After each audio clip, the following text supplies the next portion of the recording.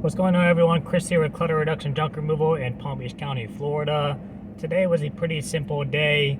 We had a realtor call us yesterday, found us through Google, and just wanted to have a refrigerator picked up. So I did the minimum plus a little bit of a surcharge for the appliance fee. Did a little bit of a discount because he said it was outside already, so I was thinking curbside, and it ended up being in the backyard. So it was still a little bit of a hassle, but easier than if it was in the house. And I want to talk about two things I did at the job that I learned from JunkCon that were beneficial, and then one thing that I did make a mistake of. So the two things I did that were beneficial was the first one, I did not request a picture over the phone. That's something that I'm trying to back off of a little bit depending on who it is calling me. If it's a homeowner who lives at home and they're there all the time, I'm going to ask them for a picture, or if it looks like a lot of stuff, I'll come out and do an estimate. But if it's like a real estate agent or a service that may not be at that house anymore, I don't want to have to call and say, hey, can you send me a picture so I can see what I'm dealing with? Because at that point, they may get fed up and say, I don't feel like dealing with all this, and move on to the next person. That may not be the case, but it also may be. And that's something they specified at JunkCon about. You want to be as convenient as possible to your clients. You don't want to be a hassle to them. And then the second thing I did was I tried to upsell the job. So as we were walking to the backyard, there's a bunch of plywood on the wall and wood scraps. So what I ended up doing was I mentioned to the realtor, I said, hey, do you guys plan on doing anything with this wood? Because the house was already sold. And he said, I'm not sure. Let me ask my boss, who was the guy who originally called me. And he never got back to him, unfortunately, but he was saying that if they gave him a go-ahead, he would get it done that day. So that would have been a couple of extra $100 in my pocket. But I went ahead and reminded him at the end and said, if you guys change your mind about this, give me a call. Now, the mistake I made was on the phone, I asked him what kind of fridge was it. Was it like a standard fridge or a big fridge? And he said standard. Now, I should not make the assumption that his standard and my standard are the same standard. My standard is a freezer on the top that opens up and a refrigerator on the bottom that opens up. They're normally no taller than 6 feet. They usually weigh like 100, 200 pounds tops. This one ended up being the ones that open up at the top and then they have a pull-out freezer at the bottom. A little bit bigger than I anticipated. Nothing crazy. It's actually back here right now. But it's something that I probably would have charged a little bit more knowing how big it was. So that's where I screwed up. I should have said, it'll probably be between so-and-so, and give myself a little bit of a range. So that was my fault. But it is what it is. It's a first-time realtor. They were happy with my service, and they said that they would refer me to others and probably use me in the future. The other thing, too, is while I was loading, a neighbor came by on a bicycle and said, I saw you bring that fridge out by yourself. That was really impressive. I have a neighbor that is getting rid of some junk soon. I think you're the guy for the job. So I gave him a few cards. So that's really good branding for word of mouth. After the job, we went ahead and did a ghost route. I'll throw up a clip because it's something I want you to look out for when you're driving around, whether you're in personal or you're in work mode. But after that, went ahead and popped by a few places like Home Depot just to kind of do a little bit of exposure. Got a call to go do an estimate in West Palm Beach for a storage unit. It's a partial clean out, so that'll be later on in the week.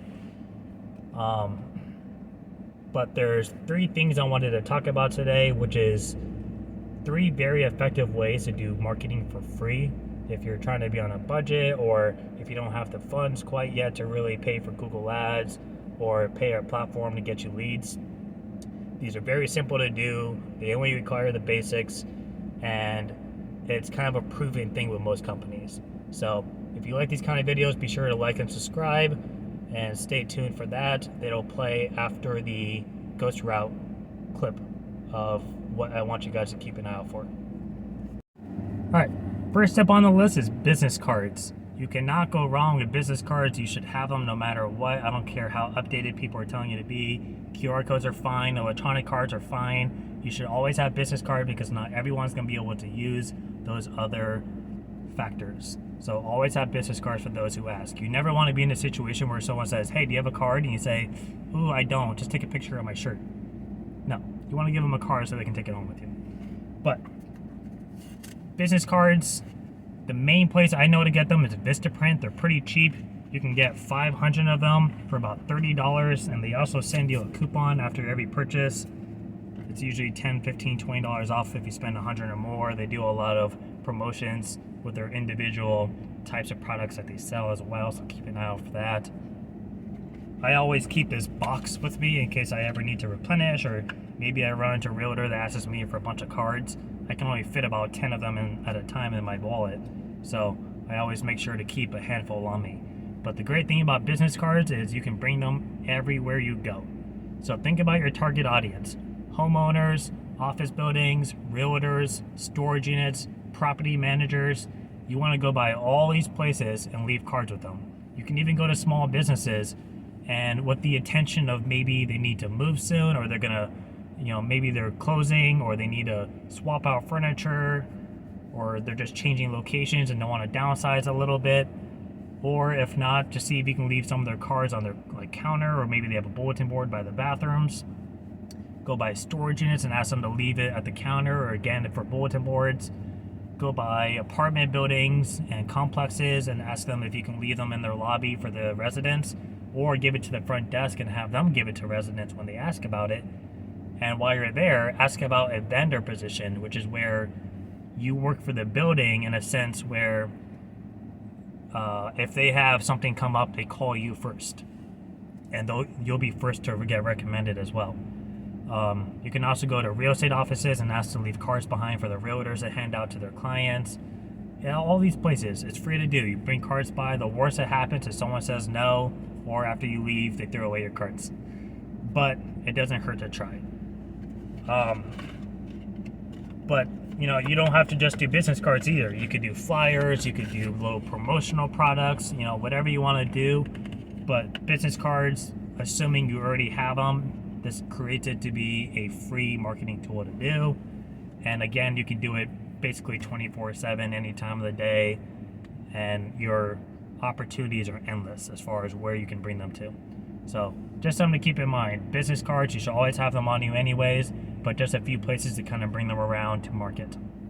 All right, next up on this list is social media. Social media you can do 24/7, whether it's Instagram, Facebook, Nextdoor, Google My Business, Yelp, the list goes on. You should always be posting all of your jobs, whether it's a full load or the before and after, or you're going to donation center, or even if it's just like a scenery picture of your truck in a nice area.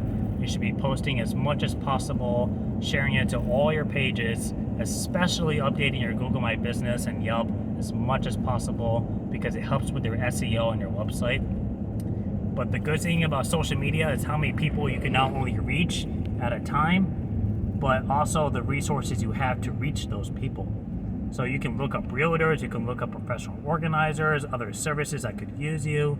You could link with them through their personal messages. You can invite them as friends, and then you could share them to invite them to like your page. So that way your feed is constantly in their face. The other great thing too is by being so versatile with all the platforms you're on, you're bound to reach more of an audience. So not everyone uses Facebook, not everyone uses Instagram, not everyone uses Nextdoor. But if you're on all three, you're going to widen the amount of audience that you're able to reach. On top of that, if you use Facebook like their groups where you can hit more of a target audience, you can kind of pinpoint cities or maybe a realtor group. It's very useful if you really sit down and look at how you can utilize the different social media apps. So that's something to kind of you should be doing that already. But if you don't, you really need to get on top of it. And it's such a quick thing to always do.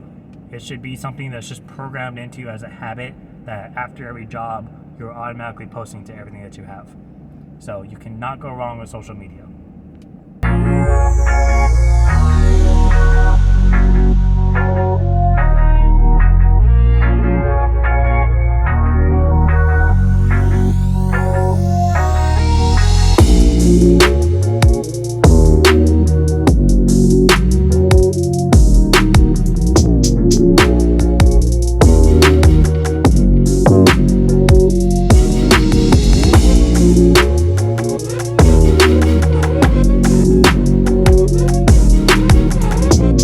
clip you just saw of the ghost route through the neighborhood where the fingers are pointing at the signs, those are real estate signs. You've probably seen them before. They usually have the office name and the realtor who's representing the house. Those are a great thing to, if you can at least write down the name so that later on you can look them up on social media, add them as a friend, and then invite them to like your business page so every time you post, they'll see it in their feed. But what I think is really good is if you can take a picture of the sign with the house and then message them later on and mention something along the lines of like, hey, I was doing a service at a house nearby. I saw your sign and I just wanted to go ahead and push my services out to you and see if you could use them for your clients. So this way, it doesn't look like you're necessarily just like randomly adding realtors and messaging them, but you're actually like, it shows you're actually in the area where their house was, and it makes it a little bit more believable to say that, you know, I was doing work for one of their neighbors or somewhere down the street. And, you know, I would definitely do that, and then keep a tab of like the locations of where you take these pictures, so that way you can kind of follow up with them. So in case they ask like, oh, like, was this in so-and-so? You can say yes, right? You don't have to have the exact address, but I just think it'll help build a little bit more credibility. And, you know, especially if you actually do the neighbor's house, I would even go walk over and knock on the door and say, hi, you know, I've done work with a lot of realtors nearby. I'll be reaching out to so-and-so from so-and-so properties later on. I just wanted to give you my card as well, just to see if there's any services you could utilize me for before you leave. But just in general, I think just taking the picture sign, which could be a lot easier than sitting there and having to write it down real quick if you're on the road. But just try to do that to where you can always add them. Adding realtors and then inviting them to like your page is something I learned from Matt Vick and Jojo from Sonoma Strong Hauling. But the pictures thing is something I tried a few times, and I feel like it builds a little bit more credibility. So give that a try. Definitely recommend it. Realtors are your best friends in junk removal because they are constantly needing your services, whether it's buying a home or selling a home or just for property management. So definitely don't exclude them. Market to them in every way possible.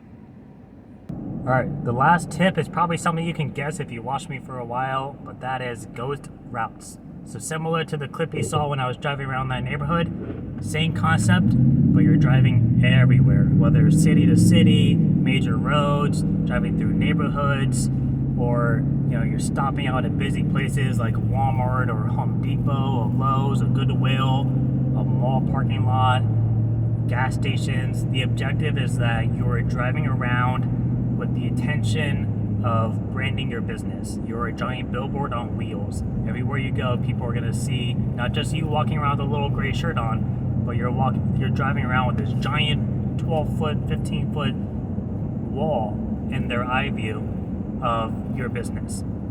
It's probably one of the best ways to kind of get people's attention without having to go overboard with marketing. So what I usually do is, when I'm really slow in a week, I'll pick a day and I'll just kind of go drive around and I'll park and hang out at certain areas, maybe 15, 20 minutes each. Or, you know, maybe I'll drive around certain neighborhoods real slow and I'll repeat that for 10, 15 minutes to try to get some of the neighbors that are coming outside. Or I'll go sit out of a mall parking lot for 20 minutes. Maybe I'll go to a busy plaza and go into one of the restaurants to eat lunch for a half hour, 45 minutes. That whole time, because you're not just a normal car parked out in a parking lot, you're gonna stand out to the public eye because your vehicle is so much larger or colorful than everything else that people are gonna see you no matter what. And that's what you want. And your goal is hopefully to have somebody who just happens to need junk removal and they're gonna take a picture of your truck on the spot. And even if they don't need it, maybe their friend needs it and they're gonna share it. So ghost routes is a super simple thing to do. There's no specific way to do it. You're just driving around with the intention of having the public see you do it. You can keep track of your routes and then try to focus on different routes each time. At JunkCon, they talked about doing target marketing, where after a job, maybe you go hang out by a gas station nearby for like 20 minutes. So you kind of really hit each area, but then focus on a specific zip code for like a whole month.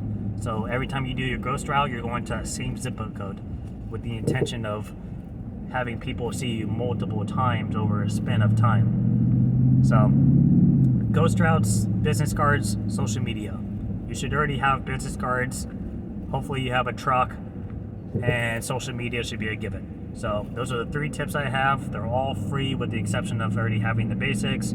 If you're worried about gas when it comes to the ghost route, just park somewhere nearby. Stop at a gas station. Because think about how many people come and go out of a gas station within an hour. You're probably looking at 100 plus. So those are all just 3 easy free tips to do. Hopefully you guys pull something from this. If you see me before, you probably see me repeat some of these in other videos and probably share other tips. So make sure you check out other marketing tips that I've mentioned before. But if you like these kind of videos, be sure to like and subscribe and stay tuned for more. I plan on doing this twice a week now, where I'll either document a little bit of the job, maybe show some action shots or some moving tips. Because if you don't know, I used to be a professional mover, and I do pretty much 99% of my junk jobs by myself. So that's it for me today. I'm gonna go finish this little side job and then head home, and I will see you guys later on this week. Thanks for watching, and I hope you're all doing well with your business. Thanks, bye.